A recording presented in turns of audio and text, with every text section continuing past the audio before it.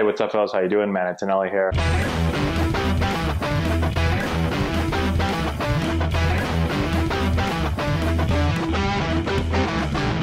Okay, so I put this video up on Instagram and I got a lot of questions from it. So we're going to do a little video here talking about some of the changes that we made. This is senior softball player, going to play in college. And this is from last week, and then this is the following session. So she's worked twice with me, and this is probably towards the beginning of the second session. So basically these are about an hour of work with me. So let's look at her first swing over here. The biggest thing with her when she came in is that a couple things. One, she liked to kind of push the barrel forward, so her body wasn't in very good sequence, and so she was more upper body. She was a little bit more forward, and because of that, her barrel didn't turn up into the ball as much as it should.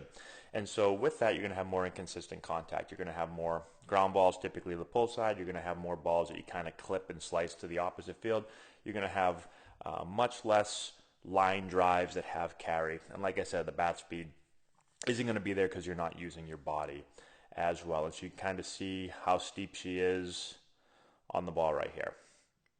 Right, she has her lead arm working down, knob is really working down, doesn't really get turned up, and you can see the ball kind of going right there down into the ground.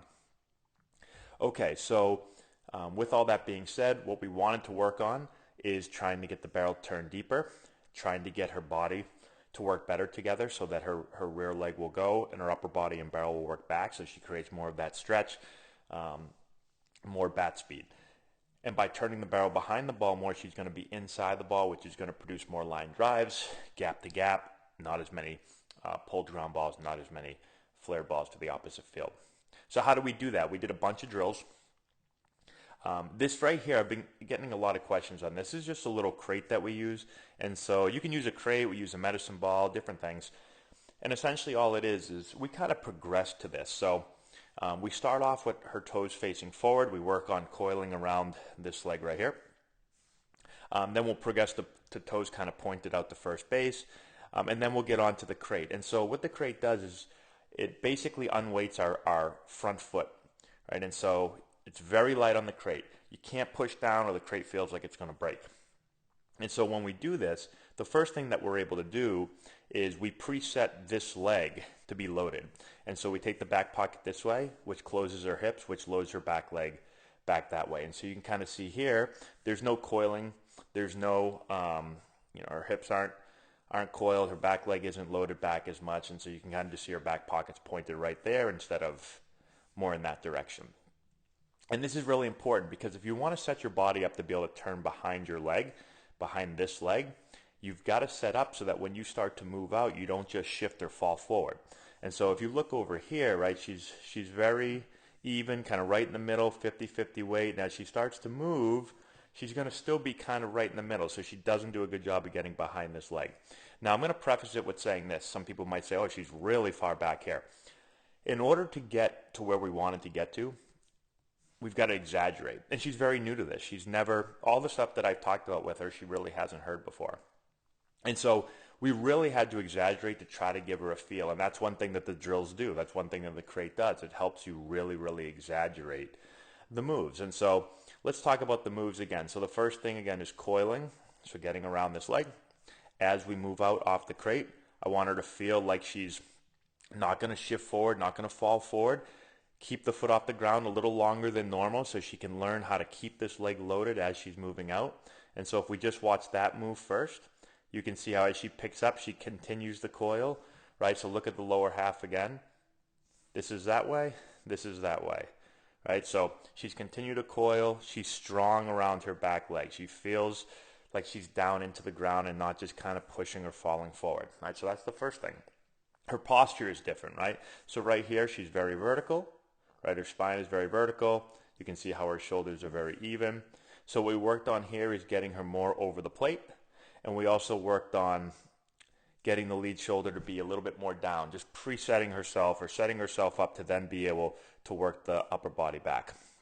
We worked on getting a better pullback. So rear elbow behind rear hand. Here you can see her elbows down here, her hands are up there. right? And so getting into that position where she feels like she's using her back. It's important to be able to use your back, because if you don't, then you're going to push the barrel forward. If you use your back, then when your leg starts to turn and you work back like this, you'll be able to turn the barrel back a lot easier. All right. And so then when we make our turn, what we try to do is, the move is to try to get the upper body, like this entire upper body, to get back behind your leg. You want your leg to turn this way and your upper body to work back, right? And so look at the difference in moves. Now, this might be a little bit exaggerated. Again, we're on a crate and I told her, like, I want you to try to get your upper body back as much as you can. Go all in on it. And so you can see her doing that right now. And when you do that, when you get in good posture and you make your upper body work back, your rear shoulder is going to work under, right? And so you're going to be in this position right here. You can see how much flatter she is there, especially on this low ball. The lower the ball, the more your shoulders should be like that. Your upper body should be like that. And so the fact that this ball is really low, yet she's still kind of fighting over the top with their upper body, means she's always going to swing steep to the ball, right? And so the difference here is, one, her upper body's working way more back behind the ball, right? Two, her lead arm is working up versus is working down, right? And so upper body back, but then we also talk about taking both arms in your chest, and we want to turn that up. We don't want to just go down, as you can see right here, right? So this is going down and this is turning up. And when all that happens, now your barrel comes in completely different, right? So lead elbow or lead arm is up. And now as she works through the ball, you can see how much more she is on path with the ball and behind the ball, right? She's behind the ball much better here. Here she's above the ball all the way down to the ball. Here she's behind it. And when you get behind it and you get your right palm up a little bit earlier and your knob starts to turn this way, now you're inside the ball. And notice when you square the ball up, this ball right here is a line drive with carry to center field, right? And she's behind the ball more. And so those are all really, I mean, when we're working together, that's the stuff that we're working on, right? And I don't know if you can see how much better her extension is, how she's much more, again, palm up with this hand right here. She's palm up, palm down. We also straightened out her stride a little bit. See how much she dove in before?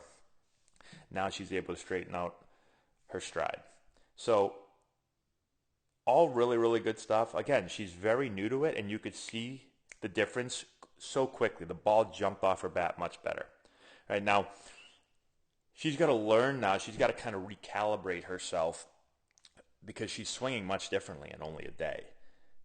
Right? And so one thing to think about when you're doing this, two things really. One, don't worry about results. Go all in on what you're trying to change. It's really hard. If you just focus on the ball and what the results are, you won't make the necessary changes that you need, right? And so some players don't buy into it. She's been great at like buying into it, understanding what she needs to do, why she needs to do it, and then doing it. And if she misses the ball sometimes, fouls the ball off, who cares? I say that all the time. Who cares? Eventually we'll get to the point where we care. Right now we don't care. Just trying to change your body, change the way your body moves, your movement pattern essentially. So hopefully that helps. If you're in our area and you'd like to do work, just let me know. You can shoot me an email, matt@antonellibaseball.com. If you're not from our area, I can still work with you. So shoot me an email and I'll explain how to do that. So that's all we got. Thanks for watching. Subscribe to the channel, hit the notification bell, give it a thumbs up, all that good stuff. We'll talk to you later.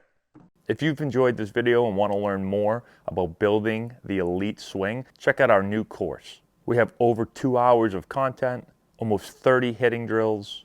We break down the exact mechanics that you're going to want to implement into your swing. I've put the link in the description if you want to go check it out.